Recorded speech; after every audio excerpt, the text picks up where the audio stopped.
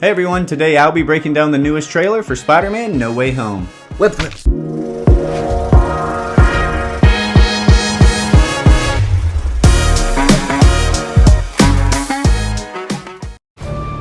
So we find our hero Peter standing in the rain, obviously battle damaged and emotional at the beginning of this trailer. Sources suggest Parker may lose someone close to him in this film. This may be why we find him this way. Ever since I got bit by that spider, I've only had 1 week where my life has felt normal. That was when you found out.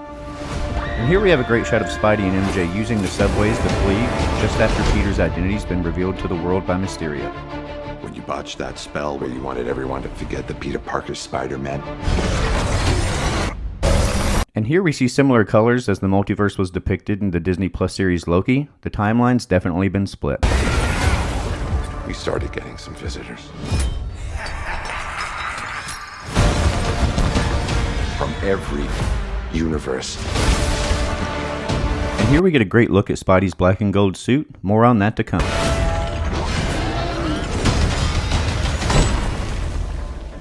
Hello, Peter.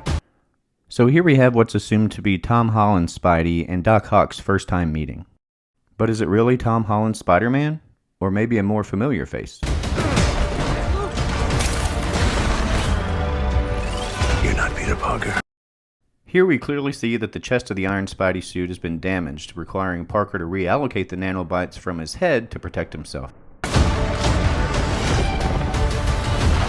I'm sorry, what was your name again? Dr. Otto Octavius. And here we see Dr. Octavius' tentacles are red, most likely due to absorbing the nanobites in the Iron Spidey suit during the bridge sequence. Wait, no, seriously, what's your actual name? Here we see Lady Liberty is actually being redesigned to hold Cap's shield. This is also where the final battle of the film takes place. There are others out there. We need to send them back. Peter uses this magic web slinger we see here given to him by Doctor Strange to capture the villains in a temporary cube-like prison. A better look at Peter's black and gold suit reveals a cell phone taped to the chest. Peter is actually FaceTiming Ned and MJ while he hunts down the villains trapped in his timeline.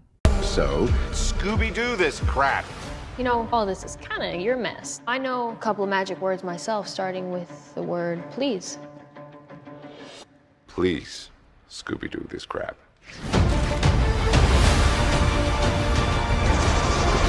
You're flying out into the darkness to fight ghosts. What do you mean? They all die fighting Spider-Man. But did they actually all die? Electro exploded, Green Goblin was impelled by his own glider, Dr. Octavius drowned, but the Lizard and Sandman were definitely left alive.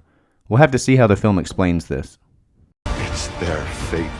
Knowing that Green Goblin will be the main villain in the film, and going back to the assumption that Peter loses someone in this movie, means this was probably not going to end well. It looks like the Goblin Bomb explodes at the same facility Sandman and Electro were attacking earlier. I'm sorry, kid. Yeah, me too. Don't. Peter steals the cube prison from Doctor Strange because he can't bring himself to send the villains back to their deaths in their respective battles with their timeline Spider-Man. It doesn't look like Peter gets very far, but it is kind of hilarious that Doctor Strange is able to capture Peter using his own webbing. Look, there has to be another way! There isn't. Here we see an emotional Aunt May running through the lobby of the destroyed building we seen earlier in the trailer, holding some strange device in her hand. They're a danger to our universe. Here's a closer look at the nanobots attaching to Dr. Octopus's tentacles. Whether or not they help him or hurt him is still left to be seen. You're not gonna take this away from me. Now we know at one point in the film the villains are after an arc reactor, which appears to be attached to Electro's chest and could be what enables him to control his powers in the film. Electro's blast knocks Doc Ock off the building. Does that mean Doc Ock is working with Spider-Man, or is he just under the nanobot's control? You're struggling to have everything you want while the world Here we get a quick look at Green Goblin's costume change in the film, where it appears he trades his mask for a purple hood and goggles. tries to make you choose. Here we have a somber shot of Sunny outside the same building. This definitely doesn't look good for Aunt May. This is all my fault. I can't save everyone. Peter says here he can't save everyone, but the real question is he talking to Aunt May or MJ in this scene? The most talked about scene in the trailer is definitely Tom Spidey leaping towards 3 of the 5 main villains. There definitely looks like there should be 2 more Spider-Men in the shot. And this wouldn't be the first time Marvel has cropped characters out of their scenes and trailers specifically to keep major plot points from leaking. In the Brazilian trailer, we can literally see the Lizard being hit by an invisible force.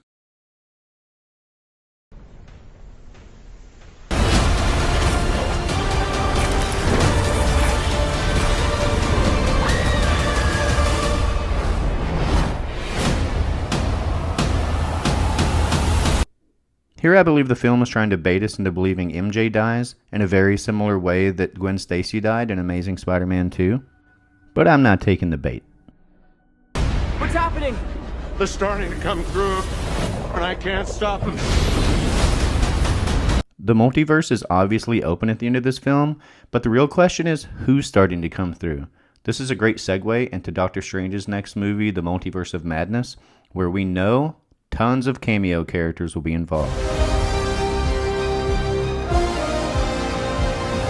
Hey guys, welcome back. A lot to unpack during that trailer. Let me know what you think in the comments below. Will we see more than one Spider-Man in this film? Is there even a 6th member to the Sinister Six? And where does it go from here in Doctor Strange?